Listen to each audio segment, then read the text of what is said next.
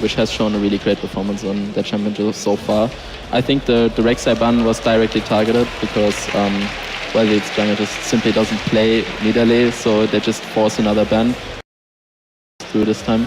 Yeah, Victor taken off the table there. Maokai away from both Aluka and Dyrus, in fact. Dyrus was talking about the Maokai matchup yesterday. Crumbs, is Sion going to get banned as the last one, or what do you think it'll be? I actually think that World Elite will more than likely not prioritize Sion as a first pick champion, opening up TSM to take it themselves. We know Dyrus is playing this champion in the LPL quite a bit, and he's really good at it too. So it forces World Elite to say, how much do we prioritize this Sion pick compared to a pick for either Spirit or for the Sivir pick?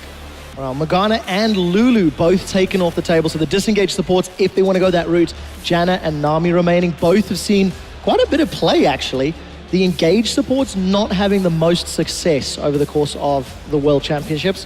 First pick, and rated, if you were in World Elite shoes, knowing their team fight style and knowing TSM strengths, where would you be looking? I think we're looking at an AD carry pick, most likely. I think they're just going to either secure Corki early or go for jungle pick. This is something we forgot.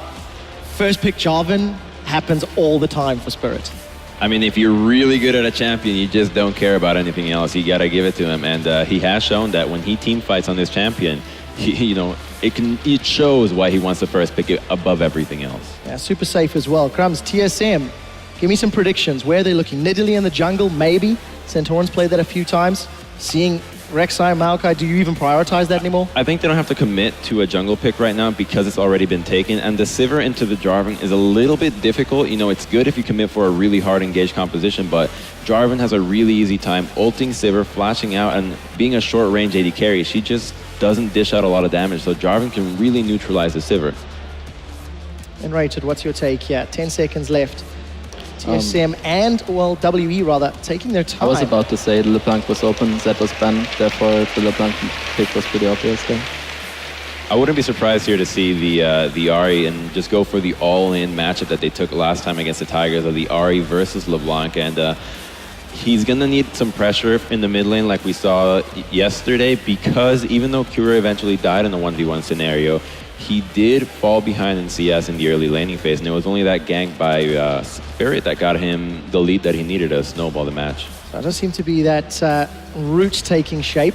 A lot of mobility on Team WE, and Ahri's most likely going to get locked in. Still got Corki available if they want to run that route. As far as AD carries are concerned, a lot of Corki play at the World Championship. They're running the clock down. I think the Janna is the most likely choice here, since they want to secure the best support for their composition. They have a lot of ADs open, there is no reason to secure that at this point. I think we're looking at probably support plus jungle pick here, so they don't show top lane just yet, because they might actually not know where the Jarvan's going, so that could be flex pick. Yeah, good points. We do know that Spirit has played it consistently in the jungle though. Last boy hovering on that Annie. Now, Annie Sivir is a really hard engaged composition and can really pick on the Janna in the laning phase, just because one Tibbers and she can pretty much get popped instantly. I'd like to see this combo with a Vi, a really hard engaged composition, and the Vi LeBlanc will kill anything in the mid lane, giving you a lot of pressure in that match, which is really what we thought was the key for this matchup. Who's going to be able to out-pressure mid lane? And with the Vi pick, you fall behind early, but you eventually come out ahead at the level 6, and we are going to see the Vi pick. And I'd be a little worried if I was World Elite fighting mid lane now. Question then as well, what do they consider for top lane? And Rated, what's your thoughts here so far? So Maokai is out of the game. I think we might actually see the Sion again. That's what I was about to say. It seems the most obvious choice. I think there's a lot of opportunity they have. I think Lissandra might be actually a good pickup. The Vi Lissandra hard engage comp as a frontline could work for them, since they already went for it. That's not going to be yeah, that's a troll for the time being. So team composition rounded out here for Team WE. Very safe AD carry with Ezreal there for Mystic. Sion top, Jarvan, a little bit of everything. They've got some team fight, they've got engage, disengage in some ways. It's the exact same style that we saw them play against the GE Tigers, so if it's not broke, don't fix it, and they're going with that.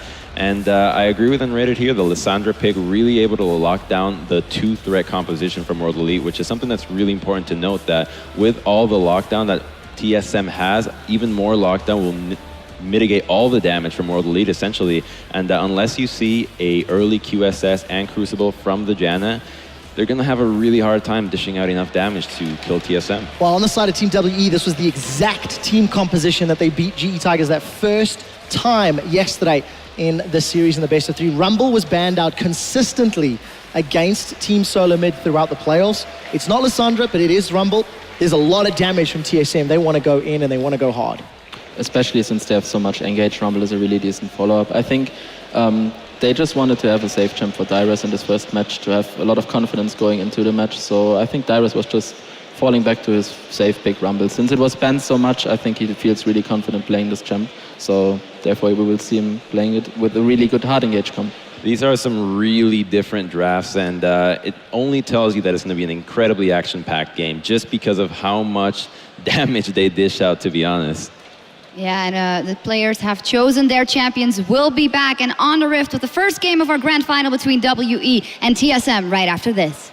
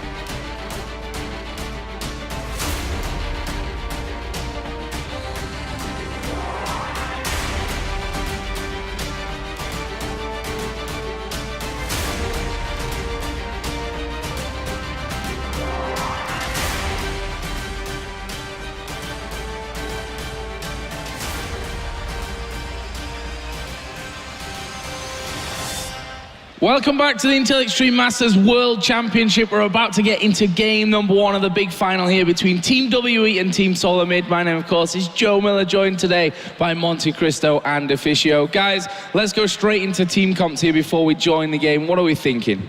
I think Deficio and I really agree here. TSM has to have a successful mid-game with all of these heavy engaged champions. If they don't, WE is going to more than likely vastly outscale them. This Scion with the composition that TSM is running is really going to be unkillable. Sivir's such a short-range champion that the CC will be there, and if he builds MR, Bjergsen and Dyrus are going to have a hard time. And I really worry for Dyrus here with this Rumble. I almost feel like it was a forced pick for him in that top lane.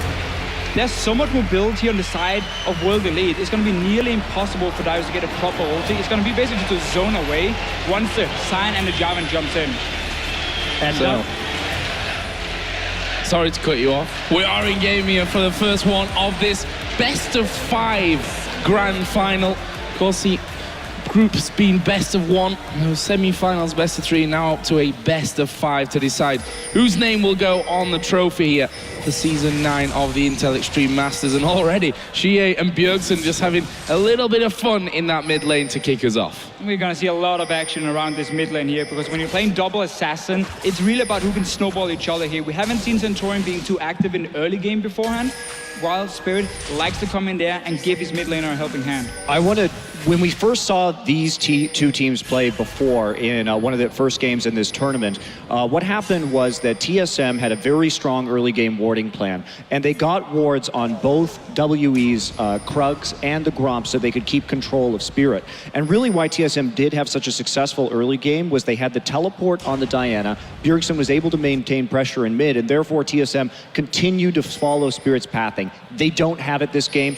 We did see WE defensively play against that to prevent the invade. Yeah, I think I will try to predict at least around this bottom lane, is because you're playing Sivir Annie, you can push in the lane early. Ezreal doesn't really have much pressure in the early game. That opens up for Lost Boy to roam to the mid lane. So if we're going to see a pink ward in the river from Team Solomid, then we can roam with the Annie, and that can really snowball that lane. If he goes in, lands a stun onto Shea, and we see a kill from Bjergsen, then suddenly that lane is open again for Team Solomid, and they can start invading into the jungle of World Elite and place these deep wards to try and spot out Spirit, which is gonna be the game plan. You gotta be able to track this job in here. Don't worry, Joe, this is all planned for Sion. I knew you were going to call me out on that as soon as I saw him in there. I just saw the message and I wasn't really thinking about it. That's why I was so surprised the other day. But Luca, of course, going to do his standard start by now here on Sion. We've seen him do that every single game that he's picked that one. And to be honest, his Sion play has been really, really good, become an unstoppable tank force in that late game.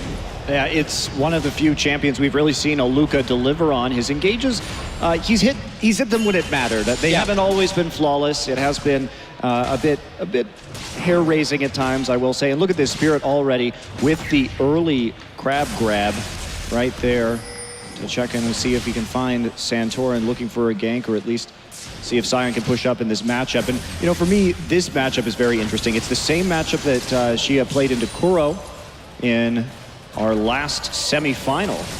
And we saw him do very well there, but skill matchup overall. Yeah, this matchup is so much about predicting where LeBlanc is going to jump with her distortion and then land a charm onto her. Because if you do that, you're going to win the trade from Ari's side. But it is the LeBlanc who has the mobility advantage, 1 to 5 at least, and that's why Bjergsen can decide the trades at least, or if you just want to sit and farm and wait for level 6, that's his decision to make. I still want to look at these two junglers because Spirit has been a lot more active in terms of early ganking. We've seen him gank a lot for Luca in the top lane because Shia has been able to kind of hold his own in the mid lane nearly every single game, even beating all the mid laners. Santorin with an early ward like we often see from him. Not been looking for a gank just yet on this Vi here though. Yeah, you were talking about Spirit, and I think his style different there to Santorin, who we saw, I think yesterday was a prime example of it. We only really saw him come into it when he was a counter gank in the top lane to help Dyrus get first blood. Granted, it wasn't the most proactive of starts, but when he did finally turn up, they were able to get themselves a kill. And expect pretty much similar style from him today, especially playing that Vi to get up to level 6 in the early stages. Bottom lane is actually being pushed up fairly heavy here by Team WE.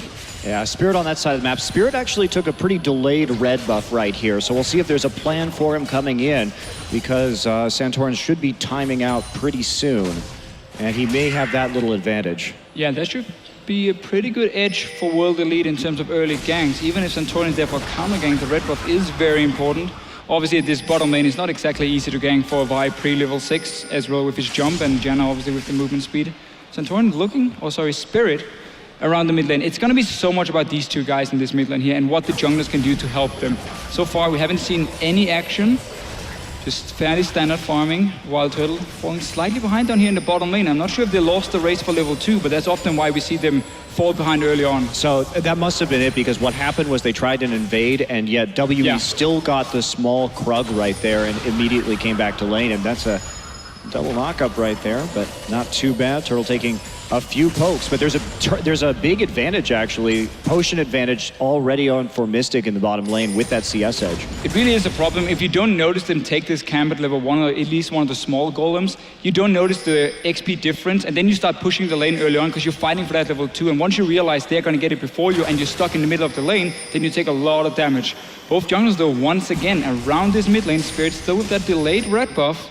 He's waiting for Bjergsen to use his distortion offensively, and then he can go in and force a flash. Yeah, they were pinging onto him there. I think they'd already realized that Spirit had kind of looped around and gone back in, even when Santorin had backed away. But now coming in again, trying to get in position for a counter gang, which is what we've seen from Santorin in almost every early game. You see how active WE is on the map, though, because when they had their dual lane, had this lane press forward, they sent both the AD and the support up into that mid lane just in case anything happens. So they definitely are trying to be the aggressor here and get some early kills onto the mid lane if they can, and they'll sacrifice, you know, a little CS and a little pressure to do it. It's really been a standard comp here for World Elite and a standard level 1 or early game, we can say, because they really like to play these compositions where they have an assassin that can kill people one-on-one, you have a massive tank in the top lane with a teleport, and that enables you to do a 1-3-1 split push once you get out of the laning phase, where your goal is basically to pressure every single lane at once and use Shia on this Ari here to try and outplay Bjergsen honestly and kill him in these side lanes. If you manage to do it, suddenly you have a numbers advantage in multiple lanes where you can push them up, you can get a tower, you can get a dragon, and that's really how you open up 4 objectives. And I think it's really smart when you're a fairly new team who relies so much on your individual skill, because the communication needed is more just like, I'm backing, everyone else backs away, take it easy, because obviously when you do 1-3-1, you all gotta be on the same page and push the lanes at once. Yeah, we take a look at them taking the Scuttle Crab right there. One thing about WE that we thought may be a bit of an issue in this series is Spirit really likes to solo Dragon early, and he can be sneaky about it. And TSM has been pretty lackluster at early Dragon warding in general, so they may not even be able to see this coming if Spirit decides to go for it. This time around, he won't. However, Bjergsen will find that pink ward up in the top side and take it out. Torin is nearby as well with the level 6 in case Bjergsen gets jumped on. Won't happen. So now they see an opening. They just cleared the ward. When there's a pink ward in that small bush, then you never expect the enemy team to have a ward also in the bush here next to the mid lane, because that would be like double warding, not really needed. So in this case here, they at least have some information from Team Solomid's side. And I really want to see also with Ahri here in this game, because we saw yesterday into double AP, Shia went for Athene's into Abyssal Scepter and became very strong, at least when fighting these mages. Obviously slightly weak in terms of damage in the overall picture, but against the mages, it's super strong for the one-on-ones, and he looks to be going the same this time here, obviously with double AP or even triple AP with the Annie from Team Solomid, and his goal is kill Bjergsen every time he gets the chance. Yeah, and he's got himself there, Shia, that blue buff. We also saw Santorin picking up the red buff on his side. Previously, Dyrus using his equalizer actually to just clear out that wave so that he could return home. Pick himself up the Haunting Guys pretty much straight out there. And he's keeping up decently at this point. And also, just as Yuji and Lost Boy here are going to meet, I don't think there's too much action really to be had there. But we also saw Ahri starting to roam down. Pink ward in position. Could this be the Dragon attempt for WE? Well, they may try and pick up something right here. They're harassing the blue buff at the moment. They want to take this away from Bjergsen, deny him that little bit of extra mana, and he is going to wrap around from the side. This is a dangerous position for WE. There's the TP coming in from both top laners, and both canceled by everybody. Both cancel at the same time. Defensive ones coming in, not a whole lot they could do with them, and they run back away, but they're still staying around the blue buff itself. They really want to deny it and give that edge to the Ahri in the lane matchup. Yeah, they're going to be hard pressed. There's the true shot. Takes it. He gets it. And that is okay. Let's talk about this now, because Mystic's build. Yep. If we take a look at it, he's going a very unusual path for a laning Ezreal, which is that Muramana first, or Manamune rather. And so this is very greedy, but he's winning this lane so hard that he does have some wiggle room. He's so far ahead in CS. Now he's got the blue buff to stack it up even faster, and that means he's going to hit a big power spike that WE needs sooner. And you can simply see how they planned this invade on the blue buff, also by getting that pickaxe. So you want as much damage, but no, bot lane. Yeah, UJ completely caught out there. They went for the Tibbers first. It was followed up then by Santorin with the assault and battery. They knew that pink ward was down by Dragon, and they've got the numbers advantage there. This is going to be possibly, I'm not 100% sure if I'm correct, it just feels like this is TSM's first time that they're actually getting a first Dragon in a game. And they really haven't excelled at this, but by choosing that bottom lane gank, they also turn things around for Wild Turtle. So very important, because he is going to get that first blood money after falling behind pretty far in this matchup.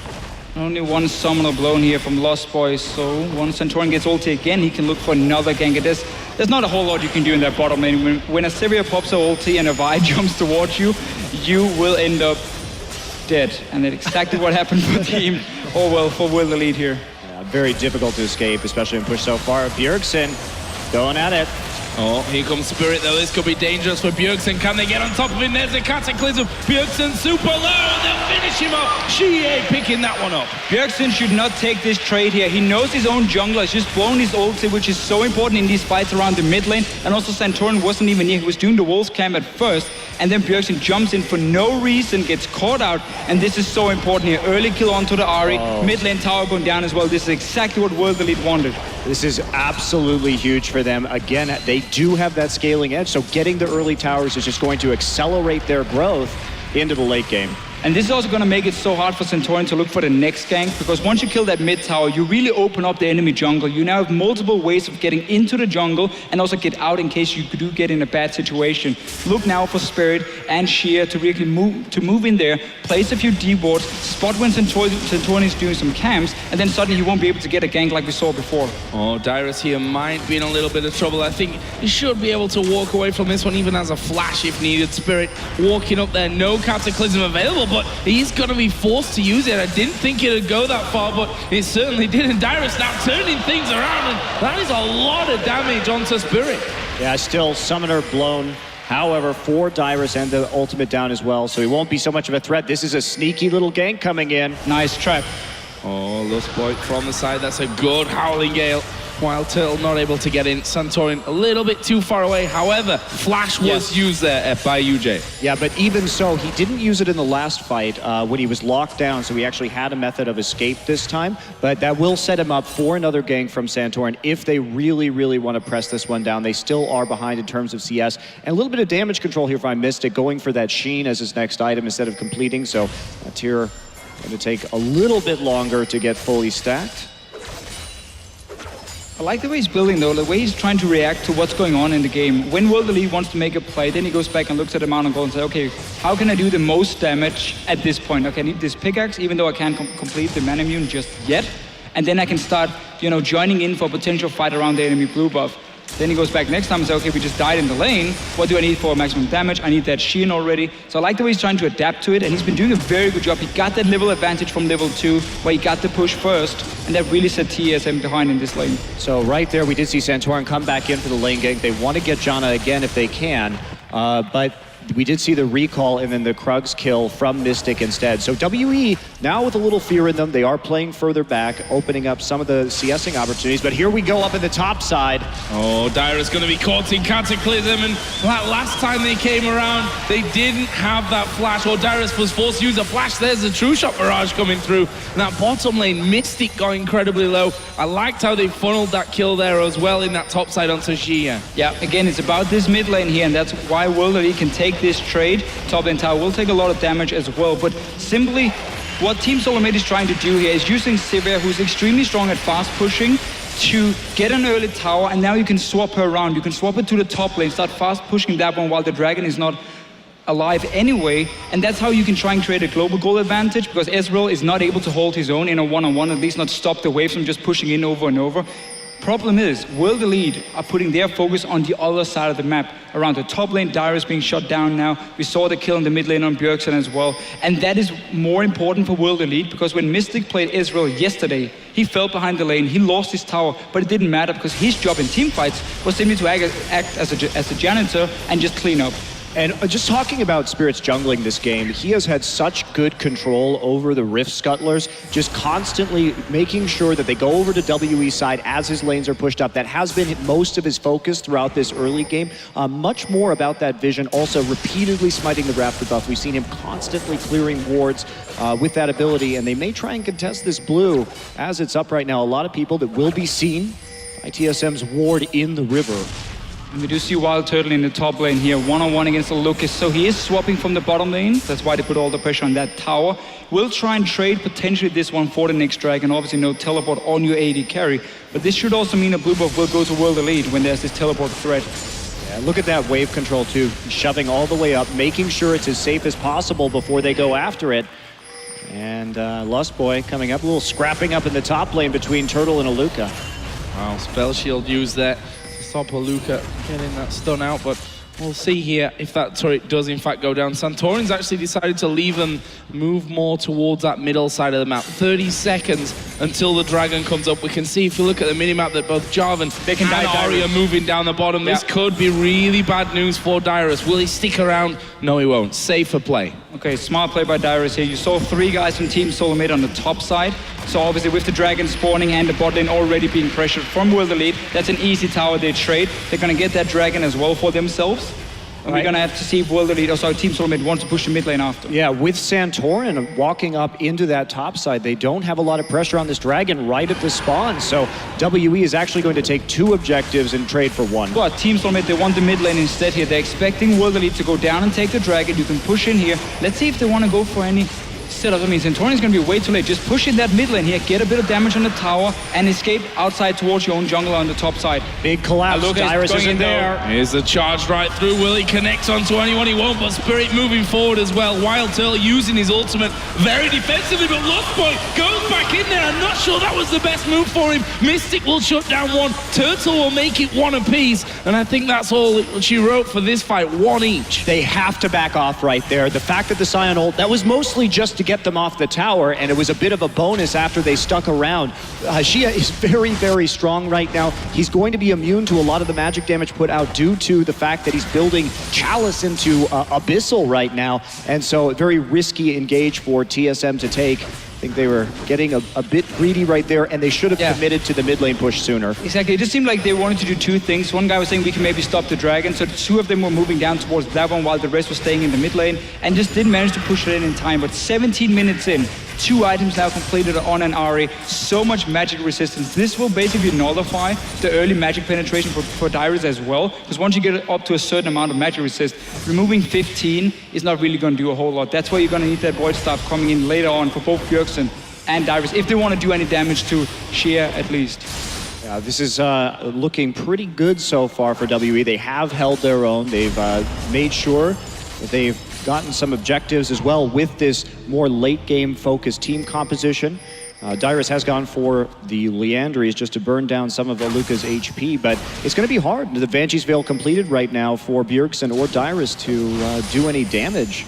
I'm really expecting Bjergsen to go Void Staff's second item. It's a thing he likes to do on LeBlanc anyway, to reach an earlier spike and a bit cheaper one instead of waiting for that death cap, which obviously costs a lot of gold and also requires you, when you back, to have at least 1600 gold for that large rod, which we don't see too often if there's a lot of action. So Void Staff should be coming in second for him, for all his MR, even Spirit getting some for himself. And we normally see the support from World Elite also go for the Locket on their side. It's a fun little thing because Spirit is one of the big carries on this team. So he's building pure tank. He doesn't build any items that really help the team except for that Sidestone. So the Locket always goes to the support no matter what they play.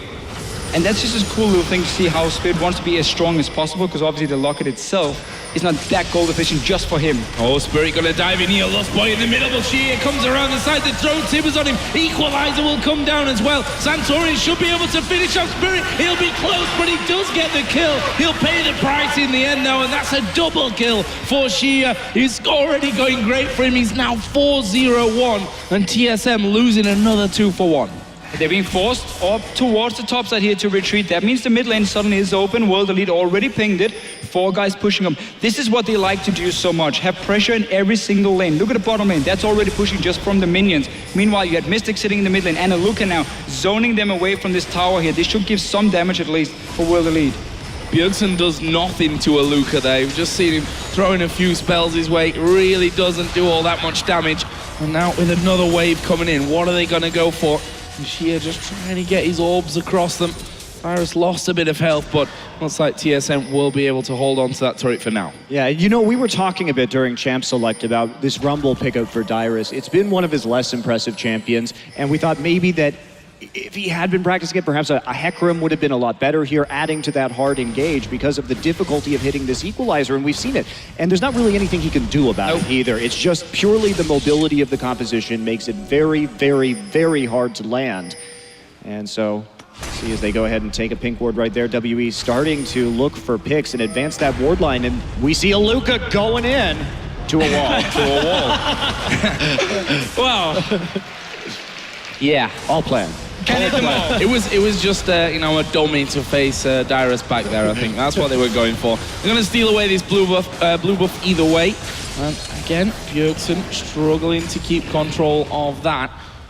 And that's bad news in the long run. It's such a nice play from World Elite, and them knowing, okay, we won the mid lane, we were also winning the bottom lane, at least in the early game, so that allows us to move into the jungle of Team Solomid and ward up around this blue buff. They tried to contest for the first one, had to just back away though, but the last 2 has gone over to World Elite, so they denied from Bjergsen here.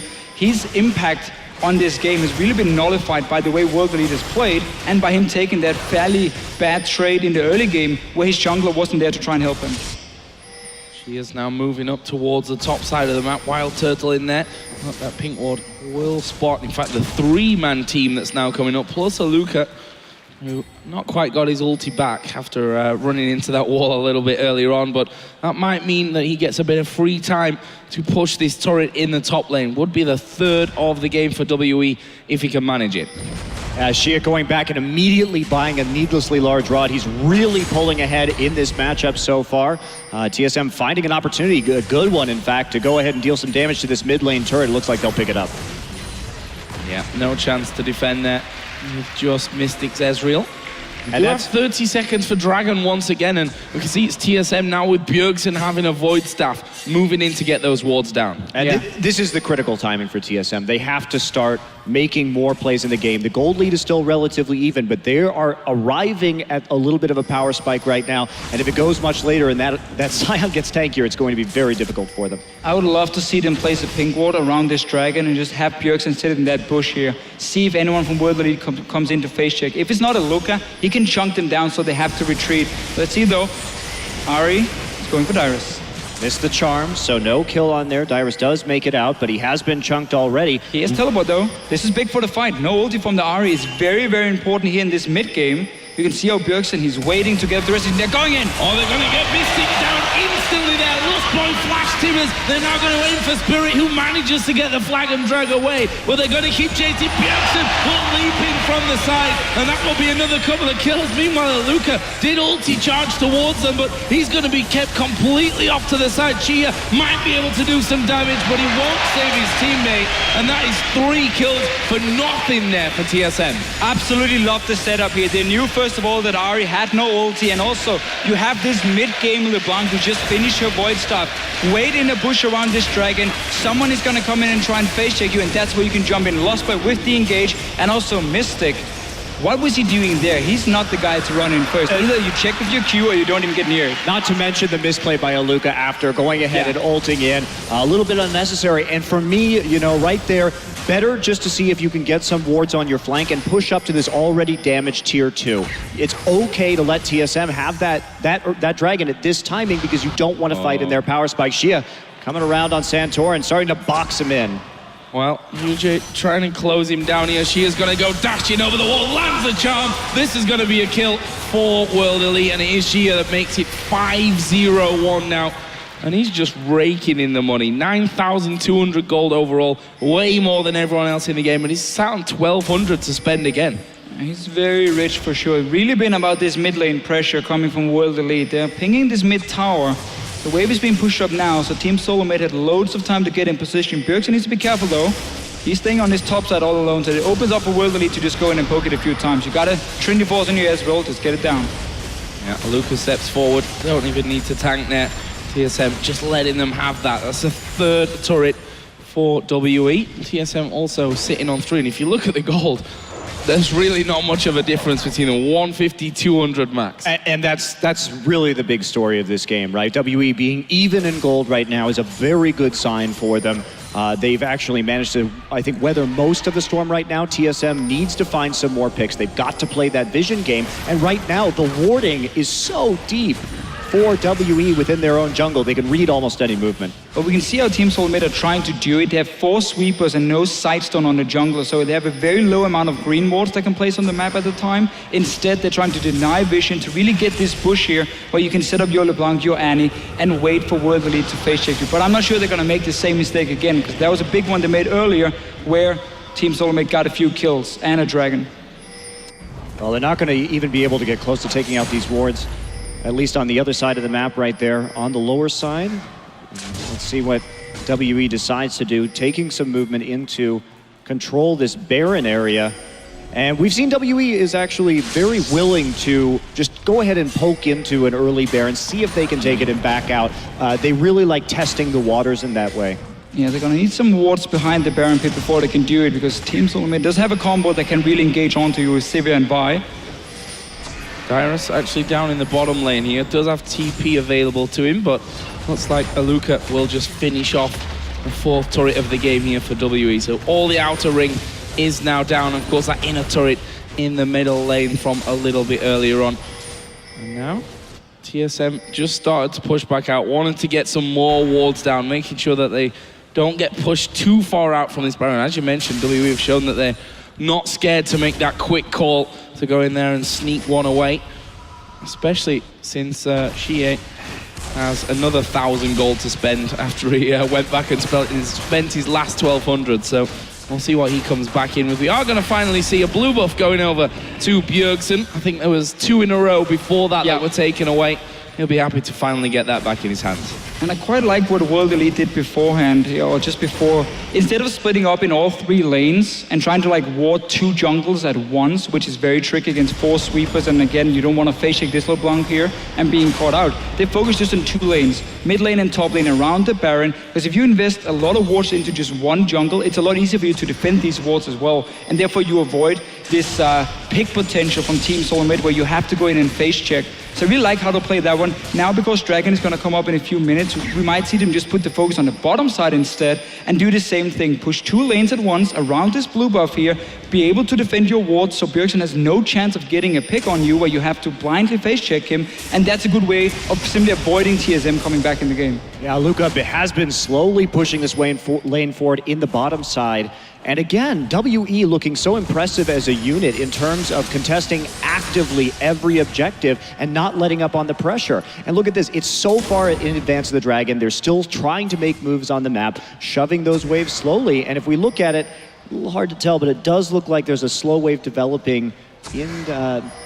It's a 4 versus 4 up there with a melee minion. Oh, sorry, 5. It's going to push for Team Solomid. Yep. Just checked on my screen over here. So that's going to be slowly pushing down, which means whether it has to send someone up and just clear at least the caster minions if he wants to start a slow push for himself. But Dragon is spawning soon. We already got the deep wards from World Elite, so they shouldn't be able to face check or shouldn't get in that situation instead. They might be trying to bait that Baron because there's no vision from Team Solomid, and they want him to run in from the mid lane here and face check them. What can they do? Bjergsen probably out of the question to catch, but here comes a Luca powering up. Can he land? He does land, but against the wall, but not quite close enough to make any impact. There's a true shot barrage coming out fairly early from Mystic, and a nice little attempt there to get in for WE, but now it's TSM that are actually pushing back up into this middle lane. Will one of them commit to starting off this fight? Lustboy at the front, he's got Flash, he's got Tibbers, he's just actually used the stun there onto a Luca, so they will back away for now. And now it's WE that have that hold on the mid lane. It's so hard for Team Solomid to get the right engage out in the open when World Elite can see them against this high mobility composition, and they're going in! Oh, Spirit will dive to the back. Lustboy actually incredibly low. Santorin as well. Meanwhile, Turtle getting chopped up. He's at half HP, and Xie is going to get right on top of him to finish off the second kill of that fight. Santorin somehow escaped off to the side, but a little bit wishy-washy there from TSM, caught out of position. And they were just waiting actually for the Scion ult to come back up, which was going to be right about the time this Dragon went live. But you can't engage on a Scion in a choke point like that who's charging up his stun. And then we saw Santorin come in, use his ultimate onto Spirit, definitely not the target you want to go for, and W is able to turn that fight, engage with the Cataclysm and clean it up very easily. A very dangerous flash or dash forward from Xie though, that could have gone really wrong. He likes to play these very aggressive team fights. We've seen it also, we saw it yesterday how he was diving in for the backline. It's one of the reasons he builds this very tanky Ahri build as well. And he's obviously going to be able to go back and get a death cap now. This guy, he is extremely fed. He can one-shot nearly everyone. Yeah, death cap finish off and another blasting one. Meanwhile, TSM did pick up a Dragon, so consolation prize we can maybe call that for TSM. Well, they are 4,000 or 3,500 gold behind. And WE starting to push out of base again. But again, this is the last fight here. It's all credit to World Elite and the deep wards they play so far in advance, because it means Team Solomid has to engage out in the open, and then again, it's so easy to see them, it's so easy to jump away if you're on Ahri, if you're on Ezreal, and then suddenly Team Solomid needs to engage on the big front line, which obviously is never going to work for you. So these deep wards here, and obviously also because Team Solomid is simply not able to clear them, there's only one upgraded sweeping lens on their side here, and obviously no sidestone from Santorin, so they simply don't have the same amount of wards to play with, and that costs them so much on the map. And what we've seen here that actually surprises me from watching WE play in the LPL is some of the players that have stayed on the roster, including Spirit and Yitza, because these guys didn't really have great synergy as a support and jungler in terms of getting these deep wards in. In fact, the warding, I think, has been exceptional the deeper we go into this tournament from WE and as they start to figure things out. And you have to wonder how much of that is actually Mystic compared to STYZ, where they're able to hold their own better in the laning phase, therefore get more pressure and free Yitza up, because we just haven't seen the same level of warding in the old version of WE at all. Wow, Spirit going full on here in towards Dyrus, but Dyrus will use a flash there. It was actually kept in quite timely. He decided to flash once that charm from Chie came his direction, and TSM here looking to set something up inside of their own jungle, but WE with that low jungler gonna send him back home to heal up and scan out a little bit. But that's the funny thing, you can use all the scans in the world, but TSM just don't really have any wards that far out. No, it's gonna be tough here for Team Solomid, and also just forcing the flash on Dyrus is very important because he's the guy who can't really follow. When they dive the back line, he can only put down his ulti, and then Rumble is gonna like walk his way in to follow up a LeBlanc or a Vi who's obviously dashing forward. So having no flash as well simply means that Dyrus won't really have a whole lot he can do in the next few fights. And that just makes it even safer for the backline of World Elite, who's honestly not been challenged at all in the fights. They've always been able to pick out the targets they want, and all the damage has gone on Aluka, on Spirit, the two tanks. Spirit in prime position here. If only he had his Cataclysm available, but Aluka does have his ulti. They're going for Turtle. He'll go incredibly low. They're going to get him as well. Mystic will get that one. The second man falls, and now Dyrus will be the target. Aluka's up in the main base, but Dyrus does go down. That's a double for Mystic now. The rest of the team try and back away. Bjergsen will mop up a kill in favor of TSM, but they've got 3 men down, and they're going to lose the first in him. Centaur not even using the assault and battery over the course of that fight, and Turtle getting caught really far up in the front line. What I love, though, is Aluka playing very aggressively on that wave. He knows how tanky it is, and this is the problem with this WE comp in the late game. If the wave comes in, he can simply walk right past the turret, tank all that damage, and make sure the turret goes down. And you have to respect that Sion, because he can engage on you so fast between those turrets, and the cleanup just came in right afterwards. We have all these champions, Jarvan, Ahri, Ezreal, who can close the gap between themselves and that Sion nearly instantly. So there is a lot of threat coming in, and you have to play further back than usual and respect the Sion. Another 2,000 gold I just want to point out for Shia to go back and spend. Every time I've pressed X here on my keyboard, it seems like he's up in, well, lots of gold territory.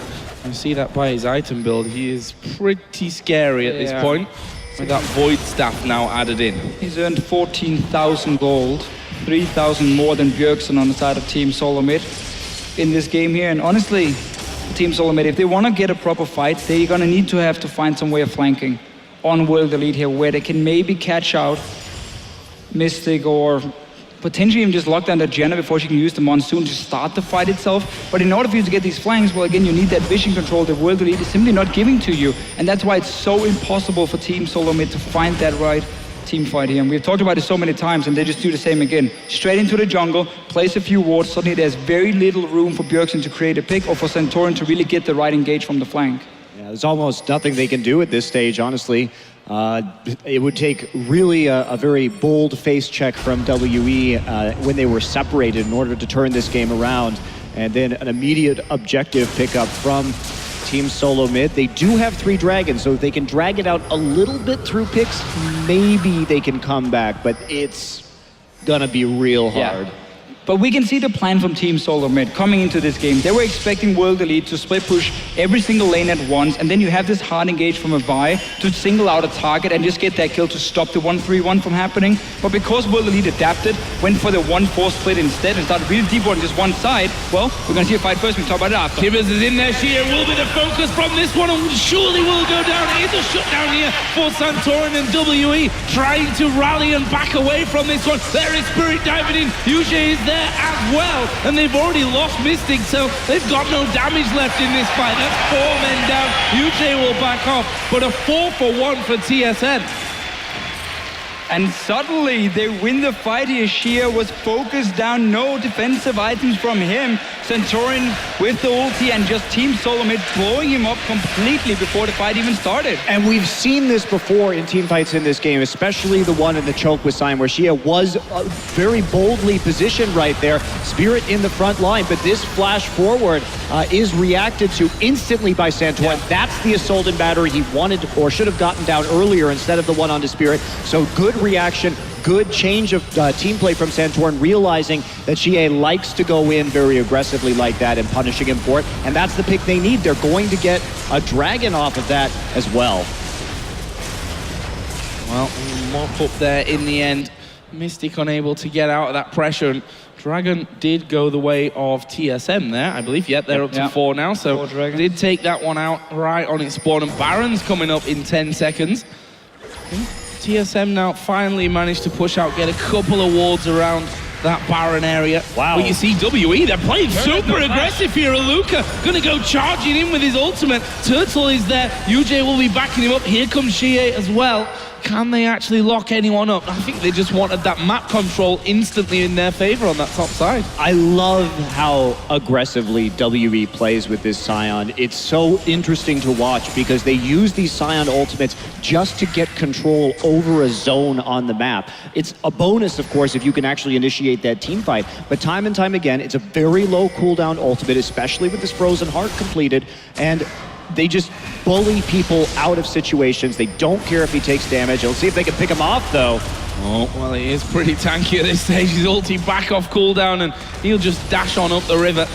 But he is at a 3rd HP, and TSM are going to look to capitalize this one by pushing mid. Now, they have to do something about the super minions coming into their base off that bottom inhibitor, though. They're trying to claw their way back in terms of map control and gold with this turret. They get it. But how much damage are their Nexus turrets going to take? Dyrus is going to be the one to go back, and not much at all. Oh, you should be able to defend. Some really good decisions here from Team Solomid. From that first team fight where Santorin saved the ulti, got the right target, and now also getting a mid tower here for themselves. So really clawing their way back in. As you mentioned earlier, Monty, they got the 4 dragons as well. So the 5th one will be super important. For now, it's about the Baron, though. World Elite are still heading gold. No defensive item yet on your Ahri or your Ezreal, so the 2 carries can get locked up by this Vi if they go too aggressive, or if Team Solomid gets the flank here.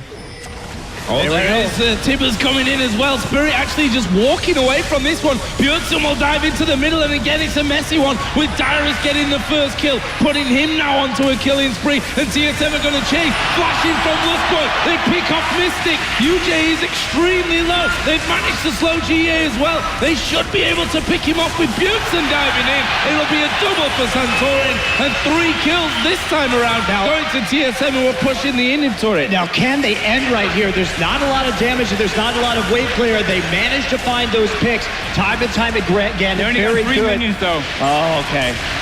Yeah.